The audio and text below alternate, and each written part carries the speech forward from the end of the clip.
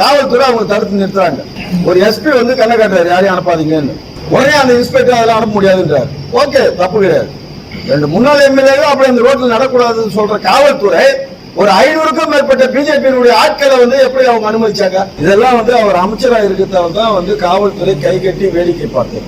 இது சம்பந்தமாக இந்திய தேர்தல் ஆணையத்துக்கு நாங்க மறுபடி இந்த வந்து காவல்துறை தேர்தல் நடத்தும் துறையினுடைய ஒருதலை பட்சமான இந்த நடவடிக்கைகள் குறித்து புகார் மனு அளிக்கப்படும். ஒரு ஆம்புலன்ஸ் வண்டி அது செல்லக்கூடிய பாதையை மறித்து காவல்துறையினர் அந்த ஆம்புலன்ஸ் வண்டியை திருப்பி அனுப்புறாங்க.